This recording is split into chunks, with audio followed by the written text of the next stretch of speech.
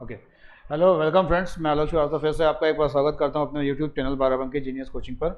और जैसा कि पता है आप सभी को, ये ऑनलाइन प्लेटफॉर्म है, आप ही के लिए बनाया गया है for those who are preparing for the competitive examinations but are unable to attend the offline classes as per the कोविड-19 पैंडमिक इज़ गोइंग ऑन।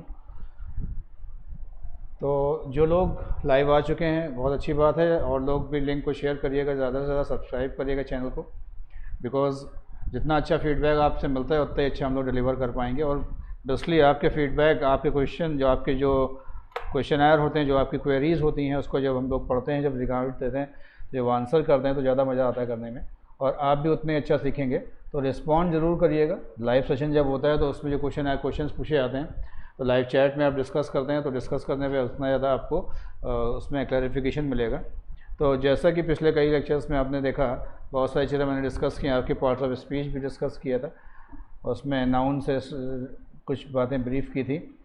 और आज का जो वीडियो है वो मैंने एक वर्ब पे बनाया है। जनरली वर्ब एक ऐसा टॉपिक होता है कि उसमें बहुत सारे लोग कन्फ्यूज़न में रहते हैं, क्योंकि वर्ब का मतलब हिंदी में क्रिया होती है, यानी कि कोई भी काम का करना या होना क्रिया कहलाती है जनरली, जिसमें बहुत सारे वर्ब ऐसे होते हैं जिसको आप कंफ्यूज हो जाते हैं कि इसको किस कैटेगरी में रखें। तो आज का जो मेरा ये सेशन, ये वीडियो, ये लेक्चर है, मैं इसका नाम ही रखा हूँ कि वर्ब सीखें, बिल्कुल बेसिक कॉन्सेप्ट से सीखें और समझें। क्योंकि एक बार इसमें आपने हेल्पिंग वर्ब और मेन वर्ब, बहुत सारी वर्ब पढ़ी होंगी, नाम सुना होंगे आपने। फाइनाइट वर्ब्स होती हैं, नॉन फाइनाइट वर्ब्स होती हैं, है ना। फिर उसके टाइप्स बहुत सारे होते हैं, कुछ वर्ब्स ऑर्डिनरी होती हैं, कुछ लिंकिंग वर्ब्स होती हैं। तो कैटेगराइजेशन बहुत है, लेकिन आपको सिर्फ उतना ही समझना या पढ़ना है जो आपके कॉम्पिटिटिव एग्जामिनेशन के पर्पज़ से ज़रूरी हो। क्योंकि जिस एग्ज़ाम को आप दे रहे हैं, यानी कि जो भी कॉम्पिटिटिव एग्ज़ाम आप अप्रोच कर रहे हैं, उसका पर्टिकुलर एक सिलेबस होता है, एक पैटर्न होता है, और उसी पर बेस्ड क्वेश्चन पूछे जाते हैं। तो ज़रूरी ये नहीं है कि हम सारी चीज़ें पढ़ें और कुछ भी ना समझ में आए। तो मकसद ये है कि आप अपना जो टारगेट है, यानी कि जो आपका सिलेबस है, आप उसके अकॉर्डिंग चीज़ों को पढ़ें, और उसमें जो भी पॉइंट आपके कॉम्पिटिटिव एग्ज़ाम में क्वेश्चन या पैटर्न के रूप में पूछे गए हैं, उसको आप डिस्कस करें। तो शुरुआत करते हैं आज के टॉपिक से। Today's topic is basic concept of verb. Generally आप किसी से पूछिए कि व्हाट इज़ वर्ब, तो वो कह देगा कि any word which denotes a work is called verb, यानी कि किसी काम के करने को आप वर्ब कहते हैं। ठीक भी है, हिंदी में डेफिनेशन दी जाती है कि जिस शब्द के अंत में ना, नी या ने निकल के आता है, तो वो आप उसको हिंदी में क्रिया और इंग्लिश में वर्ब कहा जाता है। सही है, बट कभी कभी क्या होता है कि इसमें कन्फ्यूजन क्रिएट होता है। बहुत सारी चीज़ें ऐसी होती हैं कि उसमें जो वर्ब है, तो उसको आइडेंटिफाई करना होता है कि ये किस प्रकार का वर्ब है। तो आज जो मैंने शुरुआत की है लेक्चर की या इस टॉपिक की, तो मैं आपको सिर्फ इतना बताऊंगा कि बेसिकली हम लोग ने जो वर्ब पढ़ी हैं, जब आप शुरुआत करते हैं कोई भी चीज़ बेसिक कॉन्सेप्ट पढ़ने की, तो हमेशा उसमें पढ़िए कि एनी डूइंग और सेइंग वर्ड, यानी कि कोई भी ऐसा शब्द जिससे किसी काम के करने या किसी काम के होने का पता चलता है, उसे आप वर्ब कहते हैं। सही है, बिल्कुल सही कॉन्सेप्ट है। और इसमें एक तो करना, यानी कि क्रिया, जिसको आप कहते हो, और एक होता है होना या बनना, जिसको इंग्लिश में बिकम कहा जाता है। ठीक है भाई, बी या बिकम। तो इसमें थोड़ा डिस्कस करेंगे आगे। तो बेसिक ये चीज़ समझिएगा कि कोई भी शब्द जिसके अंत में अगर ना, नी या ने निकल के आता है, तो वो एक प्रकार से वर्ब की तरह काम करता है। हाँ, तो first of all we can divide verb into two parts. We can divide verbs into two parts. First one is, number one अगर आप लिखें इसे, जैसा आप सब जानते हैं मेन वर्ब्स होती हैं, मेन वर्ब्स।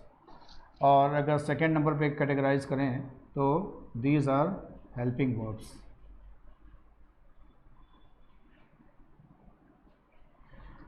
तो जैसा आप नाम से देख पा रहे होंगे, क्या मेन वर्ब्स का मतलब मुख्य क्रिया या क्रियाएं, और हेल्पिंग वर्ब का मतलब सहायक क्रिया या क्रियाएं। सही है। अब इनको जो कैटेगरी वाइज आपने दो पार्ट्स में डिवाइड किया है, अब इसमें ये समझिएगा मेन वर्ब्स का मतलब क्या हुआ। मेन वर्ब का मतलब जो भी काम होता है, यानी कि जो भी काम किया जाता है, वो आपके मेन वर्ब्स की कैटेगरी में आएगा। और हेल्पिंग वर्ब का मतलब जो टेंस होता है, यानी कि वो जो सेंटेंस है वो पर्टिकुलर किस टेंस को बिलोंग करता है। अरे प्रेजेंट टेंस का है, पास्ट का है, फ्यूचर का है, ये कैसे आप आइडेंटिफाई करेंगे? हिंदी में तो आपको पता है कि अगर रहा है या ता है या ती है लिखा है तो वो प्रेजेंट का है, था या थी लिखा हो तो वो पास्ट का हो जाता है, और गा गी है तो फ्यूचर का होगा। बट इंग्लिश में क्या होता है, इंग्लिश में जो सेंटेंस लिखा होगा वो हेल्पिंग वर्ब से ही आप आइडेंटिफाई कर पाएंगे कि वो किस टेंस का है। इसीलिए हेल्पिंग वर्ब का जो मेन रोल होता है वो आपके टेंस से रिलेटेड होता है। या ऐसा कह लीजिए कि जब आप टेंस पढ़ते हैं तो सबको पता है कि 3 टेंस हैं और बाकी के 3 में 4 को फर्दर डिवाइड किया गया है, तो इंग्लिश ग्रामर में टोटल 12 टेंस होते हैं और हर एक टेंस की अपनी एक हेल्पिंग वर्ब है, वो स्पेसिफाई कर दी गई है। यानी कि आप उस टेंस को, सेंटेंस में उस हेल्पिंग वर्ब को देख करके आप ये पता लगा सकते हैं कि वो सेंटेंस किस टेंस का है, कि वो प्रेजेंट इंडेफिनिट का है, कि पास्ट इंडेफिनिट का है, कि प्रेजेंट कॉन्टिन्यूअस का है, कि पास्ट कॉन्टिन्यूअस का है। ये कैसे हो पाएगा? इंग्लिश में आप हेल्पिंग वर्ब्स की मदद से उसको पहचान सकते हैं। ठीक है भाई, चलिए बात करते हैं कि मेन वर्ब्स की मुख्य क्रिया क्या होती है, पहले उसको डिस्कस कर लेते हैं। जहाँ तक मेन वर्ब का सवाल है, as far as main verbs is concern, इसमें ऐसा कहा जाता है कि किसी भी क्रिया को आप मेन, चलिए मैं आपसे एक सवाल पूछता हूँ, क्या जितने भी वर्ब्स हैं क्या आप उन सबको मेन वर्ब कह सकते हैं? यस और नो बताइए कि जितनी भी क्रियाएं हैं या जितने भी मेन वर्ब्स हैं क्या हम सबको मेन वर्ब की कैटेगरी में रख सकते हैं या नहीं? चलिए हाँ ठीक। अब देखिए इसका जवाब है नहीं। कारण क्या है कि मेन वर्ब्स को अगर आप रखना चाहते हैं, यानी कि मेन वर्ब की एक कैटेगरी बनाई गई है, उसके लिए 5 पैरामीटर्स हैं जिसको फॉलो करना चाहिए। अगर ये 5 पैरामीटर्स कोई वर्ब फॉलो करती है 1 2 3 4 एंड 5, जैसे मेन वर्ब की फर्स्ट फॉर्म होनी चाहिए, उसकी सेकेंड फॉर्म बननी चाहिए और मेन वर्ब की थर्ड फॉर्म होनी चाहिए। बेसिक फॉर्मेट है, ये तीनों पूरा करेंगे। चौथा फॉर्मेट ये है कि वर्ब की फर्स्ट फॉर्म में आप एस या ई एस लगा सकते हो, और पांचवा जो सबसे इम्पोर्टेंट है कि वर्ब की फर्स्ट फॉर्म में आप आईएनजी का प्रयोग कर सकते हैं या नहीं। जैसे फॉर एग्जांपल अगर आप देखें तो कम होता है, कम की सेकंड फॉर्म केम होती है, फिर कम हो जाती है। कम में आप एस या एस लगा करके कम्स भी लिख सकते हो, और कम में आप ई हटा करके आईएनजी लगा करके जेरंड फॉर्म यानी कि कॉन्टिन्यूअस फॉर्म भी आप बना सकते हैं। ऐसे ही गो, वेंट, गॉन, गोज और गोइंग भी हो जाएगा। ईट, एट, ईटन, ईट्स और ईटिंग भी हो जाएगा। तो कहने का ये मतलब है कि जो वर्ब इस 5 फॉर्म में पाई जाती हैं या कह लीजिए 5 पैटर्न को फॉलो करती हैं, हम उन्हें क्या कर सकते हैं? हम उन्हें कह सकते हैं कि they are called main verbs. जैसे इसमें कम है, गो है, ईट है, ये सब आपकी मेन वर्ब्स की कैटेगरी में आ जाएंगी क्योंकि ये 5 पैटर्न को फॉलो करती हैं। ठीक, अब इसमें ध्यान दीजिएगा कि जो 5th है जिसमें आपने वर्ब की फर्स्ट फॉर्म में आईएनजी लगाया है, जनरली आप सबको पता है कि वर्ब की फर्स्ट फॉर्म में आईएनजी का प्रयोग किस टेंस में होता है? कॉन्टिन्यूअस, बिल्कुल सही है। कॉन्टिन्यूअस टेंस में आप इस्तेमाल करते हैं, चाहे वो प्रेजेंट कॉन्टिन्यूअस हो, पास्ट कॉन्टिन्यूअस हो या फ्यूचर कॉन्टिन्यूअस हो। जैसे वह जा रहा है, ही इज़ गोइंग, वह जा रहा था, ही वॉज गोइंग, और वह जा रहा होगा, ही विल बी गोइंग। तो तीनों सेंटेंस में अगर आप देखें तो जो जी ओ गो था उसमें आपने आईएनजी फॉर्म का यूज़ किया है, और इसको हम लोग इसीलिए क्या कहते हैं? कॉन्टिन्यूअस फॉर्म भी कहते हैं, कॉन्टिन्यूअस फॉर्म। भाई अभी आगे और पढ़ाएंगे आपको, जब आप फाइनाइट और नॉन फाइनाइट वर्ब्स पढ़ेंगे तो वर्ब की फर्स्ट फॉर्म में आईएनजी जो होता है उसको जेरंड भी कहा जाता है, और ये प्रेजेंट पार्टिसिपल भी होता है। और आज हम जो आपको पढ़ा रहे हैं ये मेन वर्ब की कॉन्टिन्यूअस फॉर्म पढ़ रहे हैं। तो यानी कि एक ही शब्द को इंग्लिश ग्रामर में 3 तरह से इस्तेमाल कर सकते हैं, यानी कि वो कॉन्टिन्यूअस फॉर्म दी वर्ब भी हो सकता है, वो प्रेजेंट पार्टिसिपल भी हो सकता है, और वही वर्ब शब्द जेरंड के रूप में भी इस्तेमाल हो सकता है। और तीनों का फॉर्म एक है लेकिन उसका प्लेसमेंट और उसका यूजर्स फ़र्क हो जाता है। इस चीज़ को आगे डिस्कस करेंगे जब हम लोग वर्ब बेसिक से एडवांस की तरफ चलेंगे तब पढ़ेंगे उसे। ठीक है,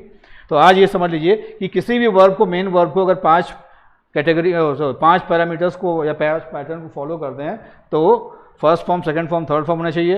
वर्ब की फर्स्ट फॉर्म में एस या एस, या वर्ब की फर्स्ट फॉर्म में एनजी। हाँ, इसमें यहाँ पर एक चीज़ आपको बता दें, बहुत सारे वर्ब ऐसे होते हैं जो इस 5th पैटर्न को फॉलो नहीं करते हैं। किसे? Continuous form. और यहाँ से आपका जो कॉम्पिटिटिव एग्जाम्स है उसमें क्वेश्चन बहुत मिलते हैं। जनरली क्या होता है कि हमें ये पता है कि वर्ब की फर्स्ट फॉर्म में एनजी लगाने से वो वर्ब जो है कॉन्टिन्यूअस फॉर्म में बन जाती है, लेकिन देयर आर सम वर्ब्स, कुछ वर्ब ऐसी होती हैं जो ये फिफ्थ पैटर्न को फॉलो नहीं करती हैं। किसको? कॉन्टिन्यूस फॉर्म को। अच्छा, जाहिर सी बात है कॉन्टिन्यूस फॉर्म को फॉलो नहीं करेंगी तो इसका मतलब उसके लिए एक नई कैटेगरी है और उसका नाम है स्टेटिव वर्ब्स। क्या नाम है? Stative verbs. अब देखिए इसका नाम से ही आपको लग रहा होगा कि इसमें क्या अंतर है। देखिए कॉन्टिन्यूस का मतलब क्या होता है? कॉन्टिन्यूस का मतलब जो चीज़ बदलती रहे या लगातार होती रहे उसे आप कॉन्टिन्यू या कॉन्टिन्यूस कहते हैं। और इसी का अपोजिट है स्टेटिव। स्टेटिव का मतलब क्या हुआ? जो चीज़ स्थिर हो, जो मूव ना करे। तो इसका मतलब जो वर्ब कॉन्टिन्यूस फॉर्म में यूज़ नहीं होती है उसके लिए आपको एक अलग कैटेगरी का वर्ब यूज़ करना पड़ता है जिसका नाम है स्टेटिव वर्ब्स। और स्टेटिव वर्ब से रिलेटेड आपके एग्जाम में क्वेश्चंस बहुत आते हैं और इसको मैं एक अलग टॉपिक से पढ़ाऊंगा आपको कि कुल मिला के आप मान के चलिए कि करीब 44 या 45 वर्ब्स ऐसी हैं जो आपके स्टेटिव वर्ब्स की कैटेगरी में आती हैं। और उन वर्ब्स को अगर आपने एक बार पढ़ लिया या समझ लिया तो अगर कोई भी क्वेश्चन उस पर आता है तो आप आसानी से उसको कर पाएंगे। तो मैंने ब्रीफ कर दिया आपको यहाँ पर कि स्टेटिव वर्ब्स भी फर्दर हम लोग इसी पार्ट में या नेक्स्ट वीडियोज़ में इसको डिस्कस करेंगे। तो मेन वर्ब वो होती हैं जो इन 5 पैटर्न को फॉलो करती हैं, राइट। अब बात करते हैं so far as helping verbs are concern. Main verb की बात हो गई, अब बात कर लेते हैं हेल्पिंग वर्ब्स की।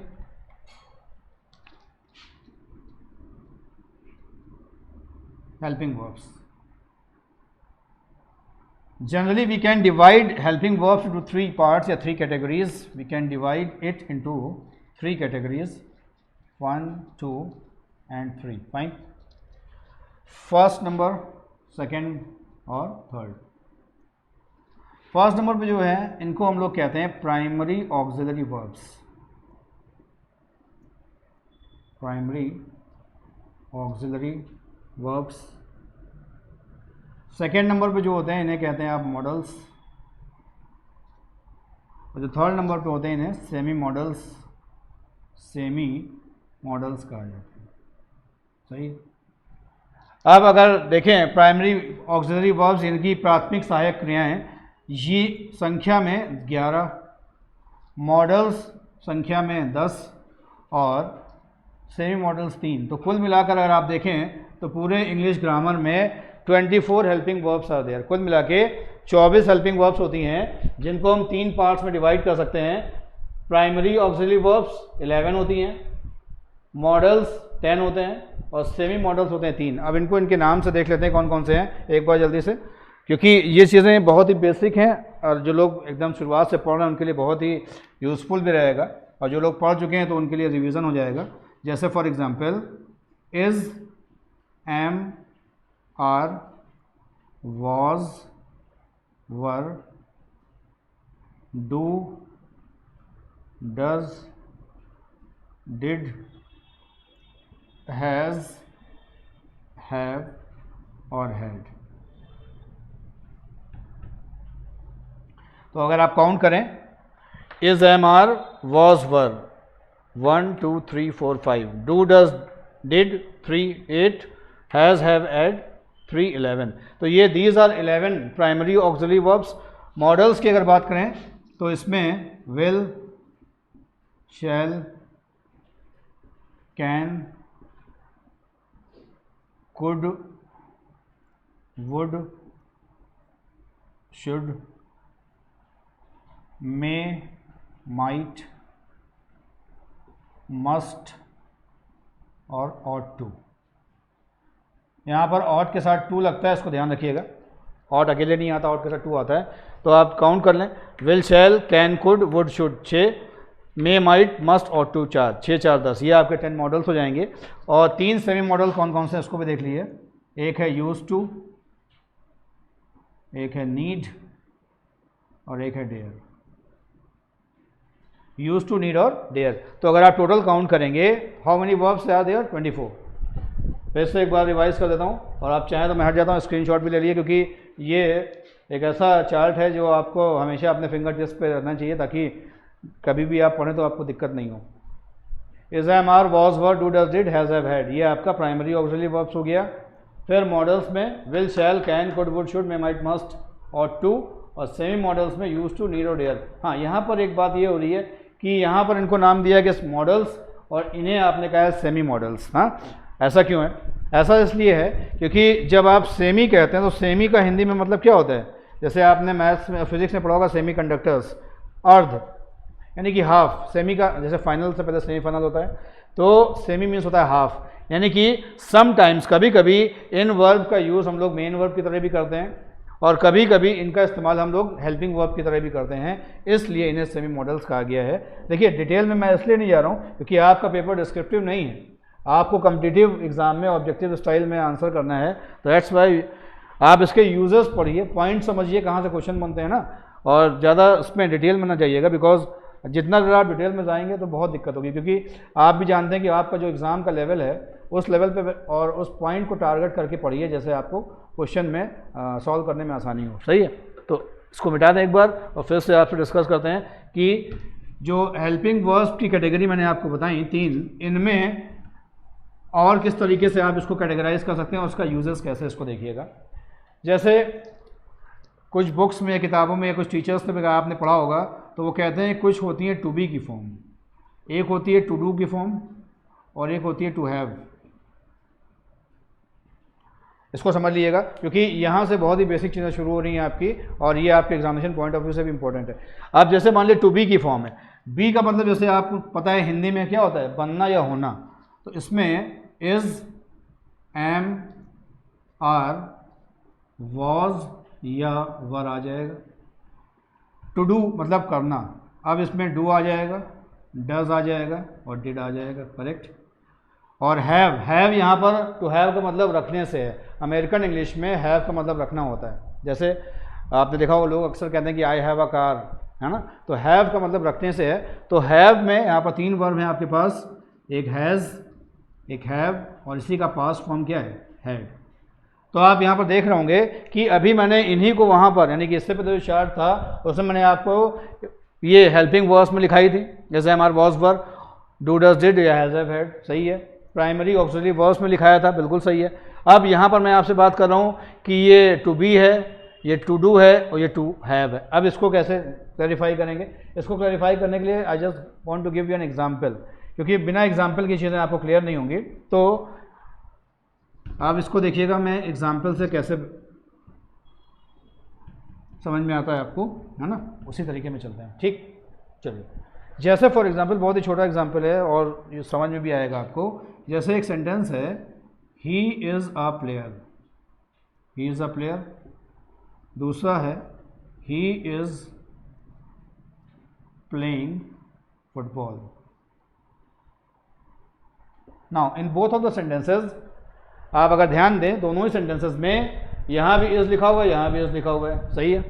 यहाँ पर भी ये वर्ब है, यहाँ पर भी ये वर्ब है, वर्ब तो है दोनों।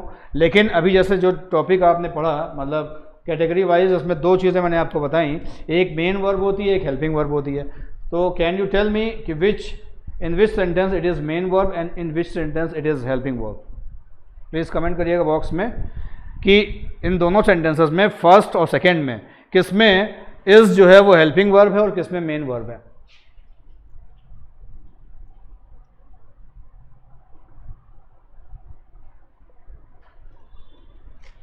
बताइएगा भाई।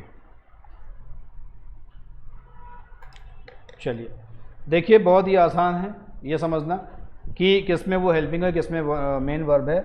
अगर एक सेंटेंस में 2 वर्ब आ जाए तो पहली वाली हेल्पिंग वर्ब, दूसरी वाली मेन वर्ब हो जाएगी। और किसी सेंटेंस में अगर एक ही वर्ब है तो हेल्पिंग का कोई मतलब ही नहीं रहता, वही वर्ब मेन वर्ब की तरह काम करती है। फिर से सुनिएगा, मैंने जो कहा है इसको रिपीट करता हूँ। अगर एक सेंटेंस में 2 वर्ब का यूज़ किया गया हो तो एक हेल्पिंग वर्ब और दूसरी मेन वर्ब हो जाती है। लेकिन अगर किसी सेंटेंस में एक ही वर्ब है तो आप हेल्पिंग ना कह करके उसे मेन वर्ब की तरह इस्तेमाल किया गया होगा। This is the definition. या आप कह सकते हैं कि इस सेंटेंस में ही क्या है, आप सब जानते हैं ही एक सब्जेक्ट है जिसको आप प्रोनाउन कहते हैं, और प्लेयर क्या है, प्लेयर नाउन है, as you know player is a common noun. अब ए क्या है, ए आर्टिकल है, आप सबको पता है। तो ये इज़ क्या हो गई, इज़ यहाँ पर वर्ब है, कैसी, ये यहाँ पर मेन वर्ब है, और कौन से फॉर्म में है, बी वाले फॉर्म में, सही है। यहाँ देखिए, यहाँ ही क्या है, ये सब्जेक्ट है, और यहाँ 2 वर्ब हैं, एक खेलना और एक ये है इज़ वाला।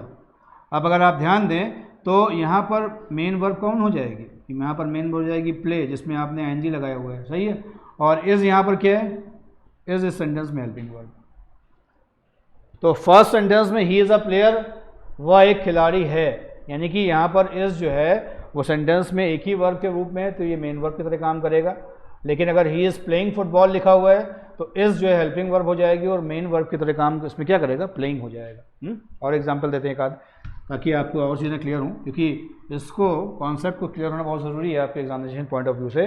जैसे मान लीजिए लिखा हुआ है कि she was an educator, fine, first sentence. Second लिखा हुआ है she was teaching in a school, she was teaching in a school, ठीक। अब देखिए दोनों ही सेंटेंस में वॉज का यूज़ किया है। अब आप कह पाएंगे कि पहले सेंटेंस में चूंकि एक ही वर्ब है तो आप इसे क्या मान लेंगे, मेन वर्ब, और कौन सी, बी वाली। और यहाँ देखिए वॉज और टीचिंग दो वर्ब आ गई, तो टीच में आईएनजी लगा करके ये आपने मेन वर्ब बनाया इसको, और यहाँ पर वॉज क्या काम कर रहा है, हेल्पिंग वर्ब का। और देखिए इससे एक बात और पता चल रही क्या, कि जैसे ही आप she was teaching in a school बोलते हैं, वॉज ये बता रहा है कि ये सेंटेंस किस टेंस का है, पास्ट टेंस का, और जो आईएनजी बता रहा है ये बता रहा है कॉन्टिन्यूअस का, कि she was teaching in a school, यानी कि वह स्कूल में पढ़ा रही थी। और शी वॉज एन एजुकेटर का मतलब वह एक शिक्षाविद थी, है ना। तो एजुकेटर का मतलब ये होता है। तो वॉज जो है वो पास्ट को डिनोट करता है। तो मैंने जो आपसे बताया था कि जो हेल्पिंग वर्ब्स होती हैं उससे आप ये पहचानते हैं कि वो सेंटेंस किस टेंस का है, ठीक है भाई। और आज ये भी पता चल गया आपको कि अगर एक सेंटेंस में एक ही वर्ब हो तो वो मेन वर्ब कहलाएगी, और अगर एक सेंटेंस में दो वर्ब हो तो एक हेल्पिंग वर्ब होती है और दूसरी वाली मेन वर्ब कहलाती है। फाइन, देखिए एग्जाम्पल से और आपको समझा दें कि इसमें डज वाला एग्जाम्पल देख लिए। जैसे लिखा है ही डज वर्क टाइमली, दूसरा है he does not work timely. अब यहाँ पर भी देखिए वही चीज़, इसमें क्या है, इसमें ही है सब्जेक्ट आपका, ही डज वर्क। अब अगर यहाँ पर सब्जेक्ट के बाद देखा जाए तो क्या आता है, वर्ब आता है, वर्ब आ गया। और ये वर्ब क्या काम कर रहे हैं, यहाँ पर ऑब्जेक्ट की तरह काम कर रहा है। और ये जो वर्ब है पता है कौन सी, ये है मेन वर्ब। और चूंकि आपका सब्जेक्ट सिंगुलर था तो आपने मेन वर्ब की फर्स्ट फॉर्म में क्या लगा दिया, एस ए एस। तो ये डज जो है यहाँ पर मेन वर्ब की तरह काम कर रहा है, किसमें, फर्स्ट सेंटेंस में, याद रखिएगा। दूसरा देखिए यहाँ पर भी डज लिखा हुआ है, लेकिन ये ही क्या है, सब्जेक्ट हो गया आपका, does not work.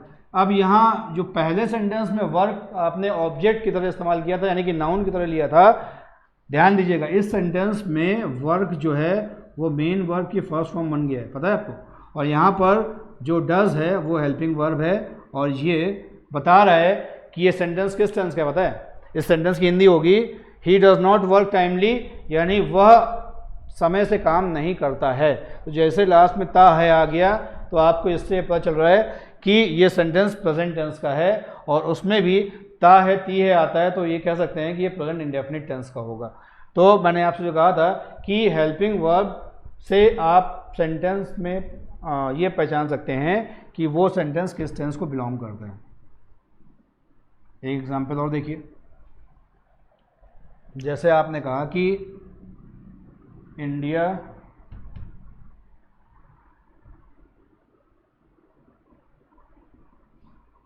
Has Rafale, दूसरा है इंडिया हैज़ परचेज्ड राफेल। दोनों ही सेंटेंस में देखिए हैज़ का यूज़ किया गया, इंडिया हैज़ राफेल, और दूसरा है इंडिया हैज़ परचेज्ड राफेल। अब यहाँ पर पहले सेंटेंस में देखिए इंडिया के बाद क्या लिखा हुआ है, हैज़, और उसके बाद राफेल लिखा है, यानी कि ये सब्जेक्ट हो गया और ये ऑब्जेक्ट हो गया, सही है।